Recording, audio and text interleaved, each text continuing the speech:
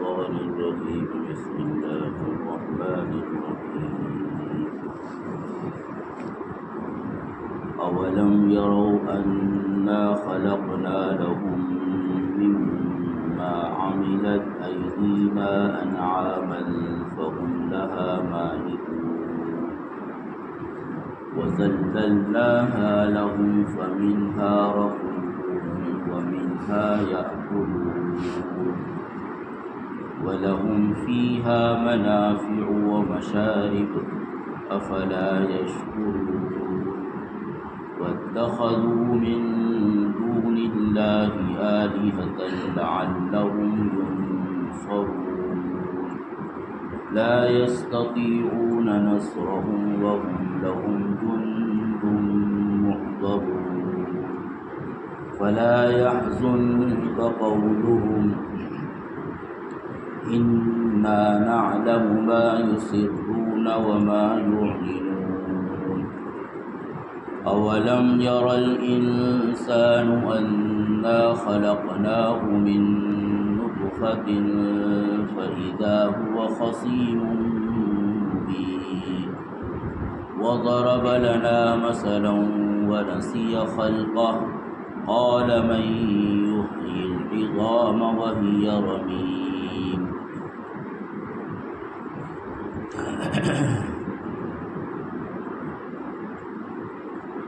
کیا لوگوں کو یہ بات معلوم نہیں ہے کہ ہم نے ان کے لیے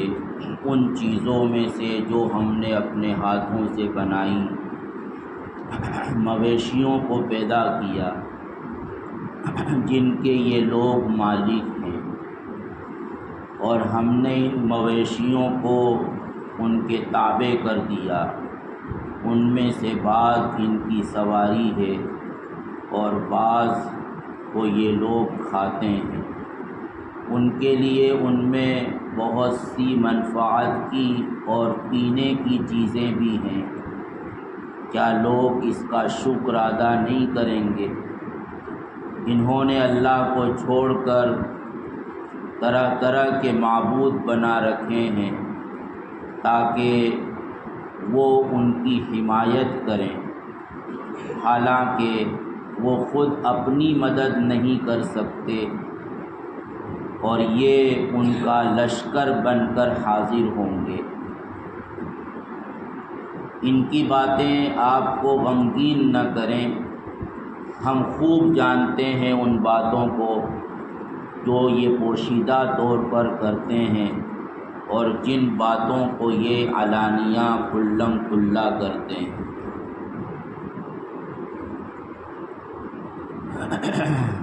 اللہ تبارک و تعالیٰ نے انسانوں کو صحیح راستہ دکھلانے کے مختلف طریقے اپنائے ہیں اور ایسے طریقے بتلائے ہیں کہ جو ایک عام عقل مند انسان اس کو سمجھ سکتا ہے۔ سب سے پہلی بات تو یہ ہے کہ اسلام ان بھکتی کا نام نہیں ہے، جبکہ پوری دنیا آج اس بات کو تسلیم کر چکی ہے کہ آستھا کا جو مسئلہ ہوتا ہے اس کا عقل سے کوئی تعلق نہیں ہوتا، لیکن اسلام نے پہلے دن سے یہ بات کہی کہ آستھا کا، عقیدے کا، نظریے کا، مذہب کا کوئی بھی مسئلہ ہو وہ انسانی عقل کے مطابق ہوتا ہے، انسانی عقل میں آنے والا ہوتا ہے۔ حتیٰ کہ اللہ تبارک و تعالیٰ نے سورہ فرقان میں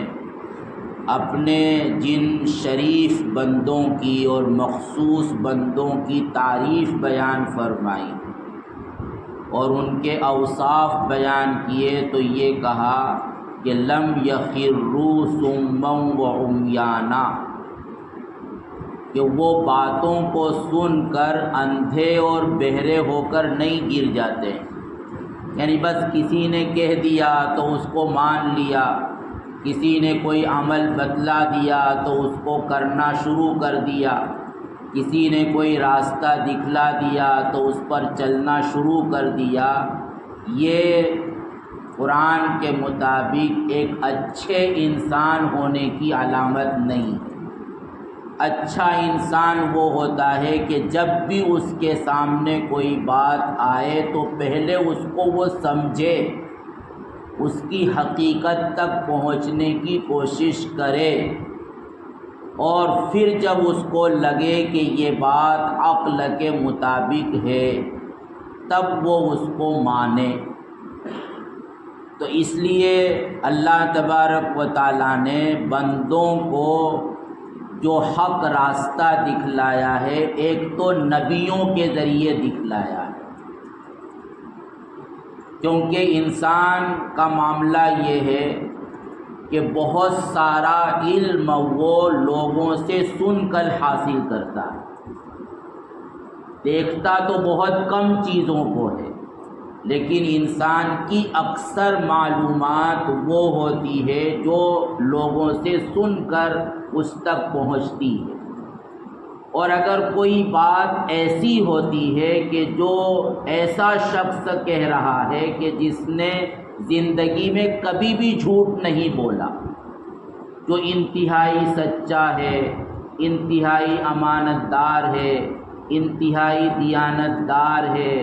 جس کے اندر کبھی بھی کوئی اخلاقی کیریکٹر اور کردار کے اعتبار سے برائی نہیں پائی گئی، ہر طرح سے لوگوں نے اس کو جانچا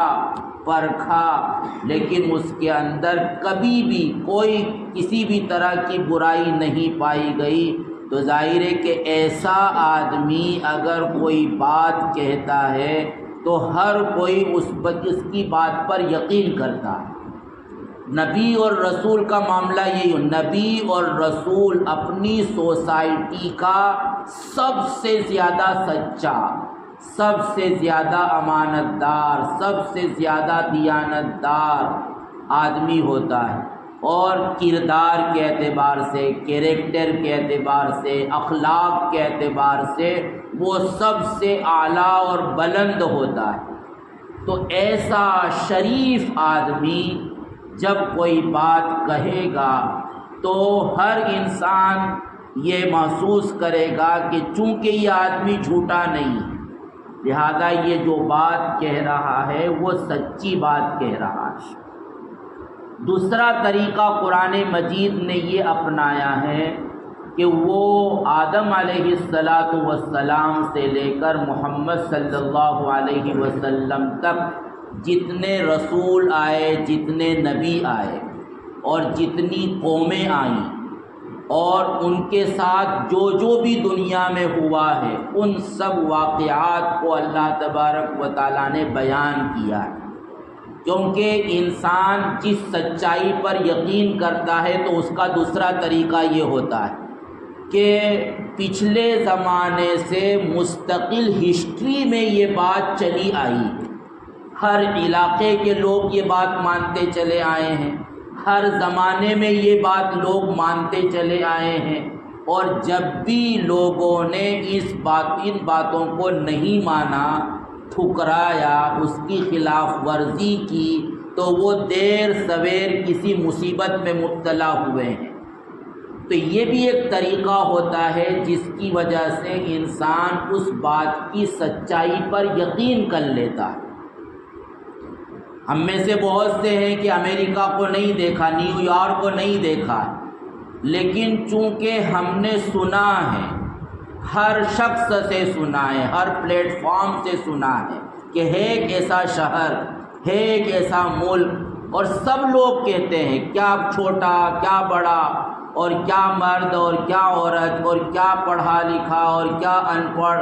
پوری دنیا کے لوگ کہتے ہیں کہ ہاں ایک ایسا ملک ہے اور اس میں ایک شہر بستا ہے جو ترقی یافتہ ہے۔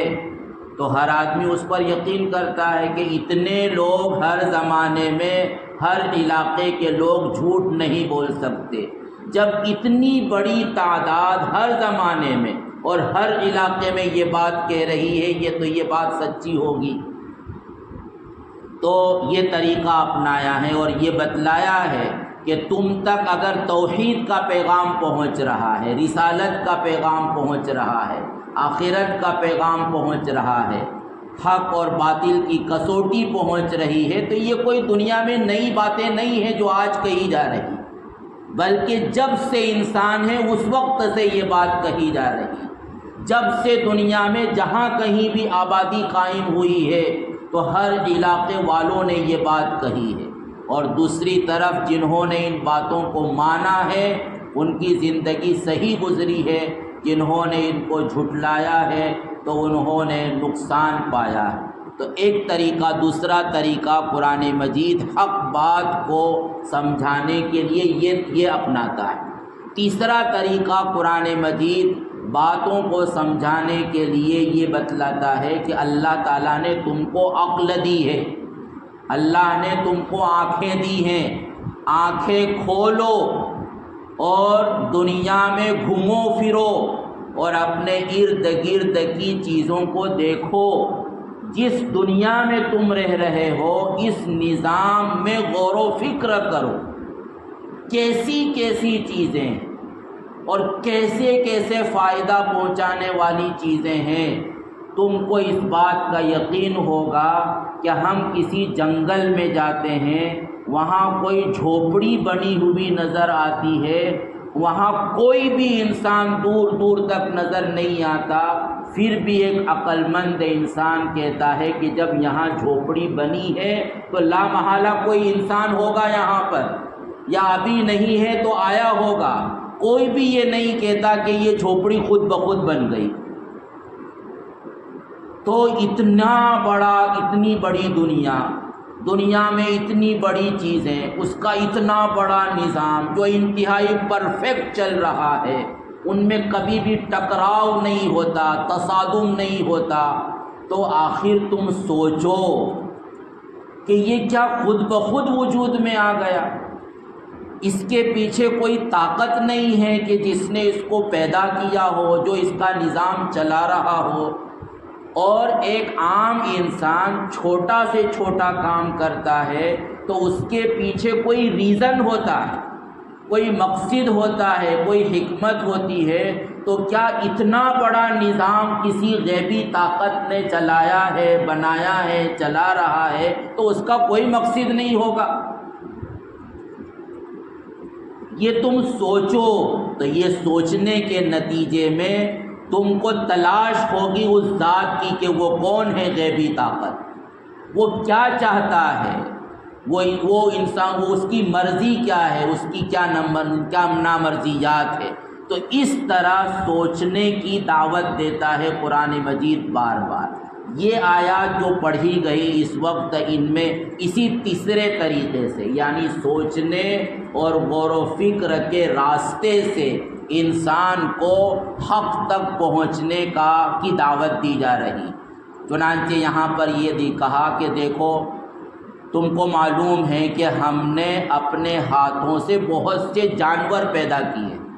انعام مویشی کو کہتے، اور مویشی ان جانوروں کو کہا جاتا ہے جن کو انسان پالتا ہے، یا جن کا انسان دودھ استعمال کرتا ہے، جن پر انسان سواری کرتا ہے، جن کا گوشت کھایا جاتا ہے، یعنی جو پالتو جانور ہے ان کو انعام کہا جاتا ہے۔ بھیڑ ہے، بکری ہے، اونٹ ہے، گائے ہے، بیل ہے، اور گھوڑے گدھے ہیں، وہ بھی پالے جاتے ہیں، اگرچہ ان کا کھانا درست نہیں ہے لیکن وہ دوسرے کاموں میں آتے ہیں، سواری کے کام میں، بوجھ لادنے کے کام میں۔ تو اللہ فرما رہے کہ دیکھو یہ ہم نے پیدا کیے ہیں، کیونکہ کوئی بھی دنیا کی طاقت یہ دعویٰ نہیں کر رہی ہے آج تک بھی کہ ہم نے پیدا کیا ہی۔ قدرتی نظام سے یہ سب چیزیں پیدا ہوتی، اب چاہے وہ قدرتی نظام کو وہ کچھ بھی مانتے ہوں، لیکن کبھی بھی چائنا نے کوئی یہ دعویٰ نہیں کیا کہ گھوڑا تو ہم نے پیدا کیا، اور امریکہ یہ دعویٰ نہیں کرتا کہ گدھا ہم نے پیدا کیا، اور جاپان آج بھی یہ دعویٰ نہیں کرتا اپنی ٹیکنالوجی کے باوجود کہ بھیڑ بکری اور گائے بیل کو پیدا کرنے والے تو ہم ہیں۔ تو ظاہر ہے کہ پوری دنیا اس بات کو مانتی ہے کہ یہ کوئی ایک نظام ہے کہ جس نظام کے تحت یہ پیدا ہوا ہے، تو وہ قدرت اور وہ غیبی طاقت جس نے ان کو پیدا کیا ہے، اسلام کہتا ہے کہ وہی اللہ ہے، تو وہ اس نے پیدا کیا ہے۔ اور تو پیدا تو کیا اس نے اور اپنی قدرت سے، لیکن مالک بنا دیا تم کو، تم اس کے مالک بن گئے، تو یہ ظاہر ہے کہ اس کی طرف سے تم پر احسان ہے کہ وہ پیدا کر رہا ہے خود اپنی قدرت سے، اپنی طاقت سے، اور پھر استعمال کرنے کے لیے تم کو مالک بنا رہا ہے۔ تو یہ انعام ہے اس کا احسان ہے۔ یعنی دنیا میں اگر ایک انسان بہت محنت سے کوئی چیز بنائے اور پھر دوسرے کو گفٹ کر دے کہ تم استعمال کرو، تو انسان اس کا احسان مانتا ہے یا نہیں مانتا؟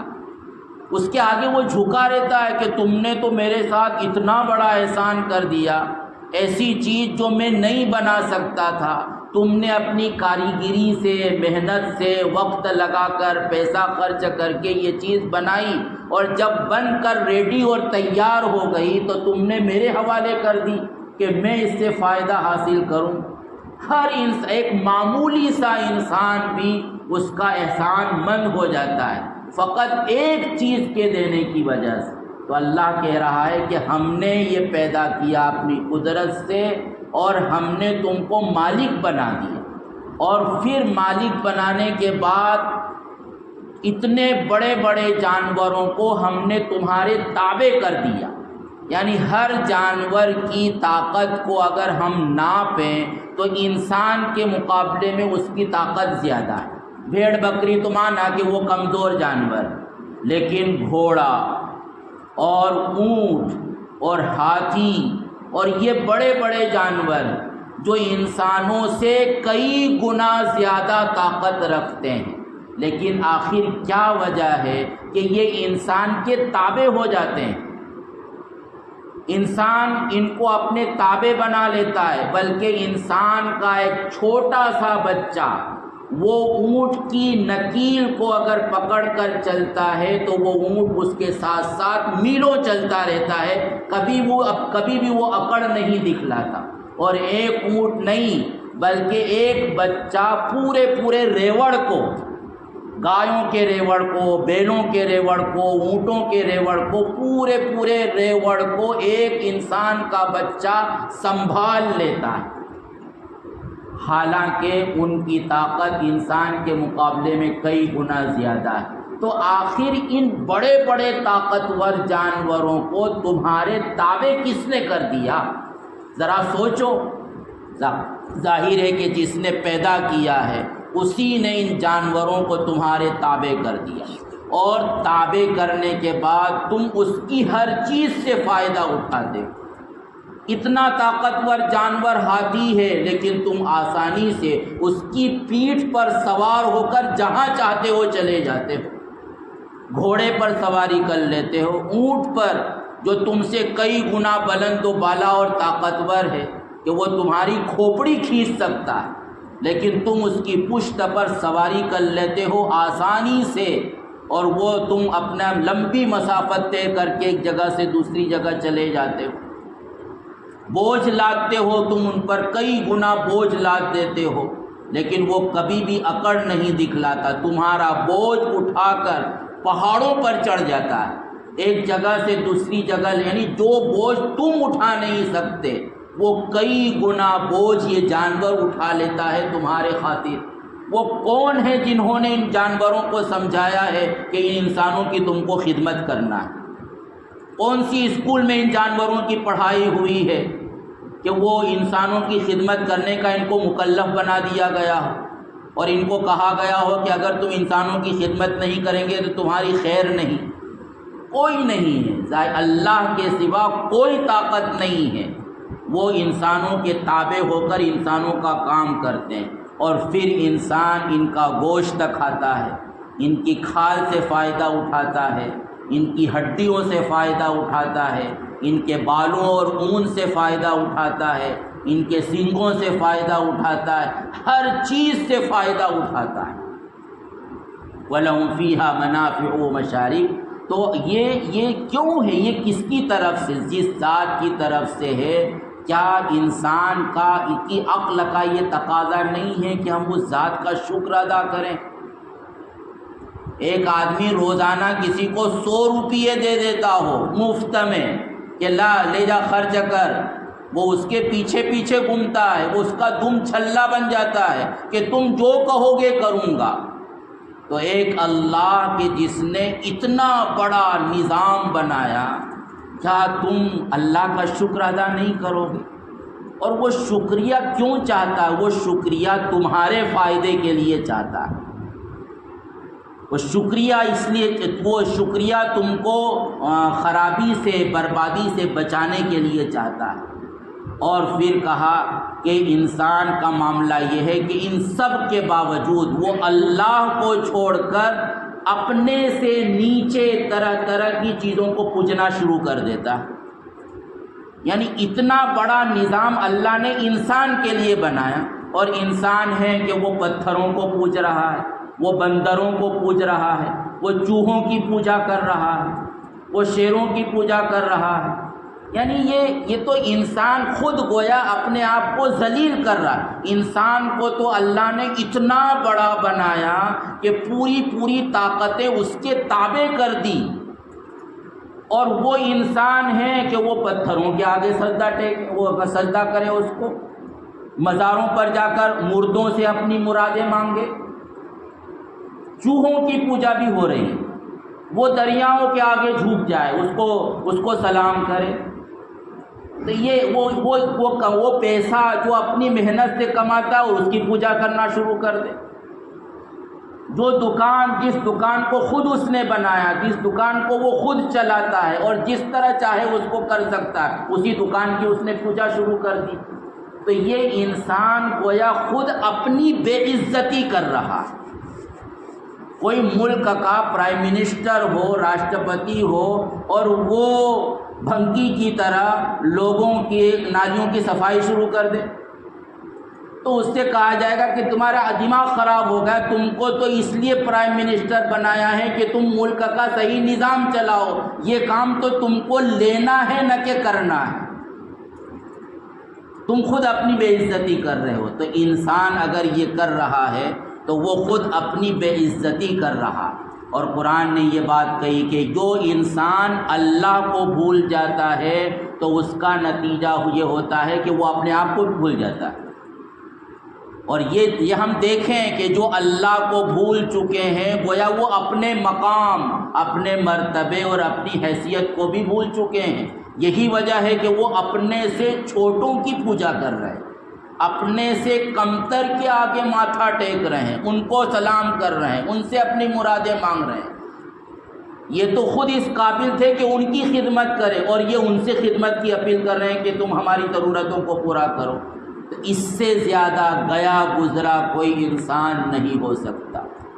ایسی چیزیں ہیں کہ جو اپنی مدد نہیں کر سکتی تو کیا ان کی مدد کریں گی؟ اور کل قیامت کے دن یہ تو خود اللہ کی بارگاہ میں حاضر ہو کر اپنا حساب و کتاب دیں گے، تو وہ تمہاری کیا مدد کر سکیں گے جبکہ وہ تو خود اللہ کے سامنے مسئول ہیں، ان سے پوچھا جائے گا۔ تو یہ سب باتیں ہیں، لیکن ظاہر ہے کہ انسان کو سمجھانا، اگر اس نے ایک بات ٹھان لی ہو کہ مجھے ماننا نہیں، جو کچھ بھی ہو جائے میں تو اپنی من مانی پر چلتا رہوں گا، تو یہ بہت خطرناک چیز ہوتی۔ اور جو نبی ہوتا ہے، نبی رسول، وہ امت کے لیے انتہائی مشفق ہوتا ہے، مہربان ہوتا ہے، وہ اس بات کا حریص ہوتا ہے کہ میں کسی طرح انسانوں کو صحیح بات سمجھا دوں اور میں گھول کر ان کو پلا دوں تاکہ یہ غلط راستے سے ہٹ جائے۔ اب نبی اپنی پوری جان لگا دیتا ہے، لیکن جب لوگ نہیں مانتے ہیں تو پھر نبی کو غم ہوتا ہے۔ اللہ تسلی دے رہا ہے رسول اللہ صلی اللہ علیہ وسلم کو کہ یہ تو ماننے والے نہیں ہیں، آپ غم میں اپنے آپ کو نہ بھلائیں۔ آپ اتنا غم کریں گے تو آپ کی جان کو خطرہ لاحق ہو جائے گا۔ آپ نے اپنا کام پورا کر دیا ہے، اب آگے ماننا نہ ماننا ان کا کام ہے، ہدایت دینا نہ دینا وہ اللہ کا کام ہے، آپ اپنے آپ کو ان کے پیچھے اتنا نہ بھلائیے، اور یہ اللہ سے بچ کر کہیں بھی نکل نہیں سکتے ہیں۔ یہ جو کچھ بھی کر رہے ہیں اللہ کے یہاں ریکارڈ ہو رہا ہے، اور ایک وقت آئے گا کہ اللہ تعالیٰ ان کا کچا چھٹا ان کے سامنے رکھ دیں گے اور ان کو اپنے کیے کا نتیجہ بھگتنا پڑے گا۔ تو یہ اس طرح قرآن نے حق بات کو سمجھایا ہے۔ اللہ تعالیٰ ہمیں صحیح سمجھ عطا فرمائے، ہر قسم کی گمراہیوں سے ہماری حفاظت فرمائے۔ سبحان اللہ و بحمدہ۔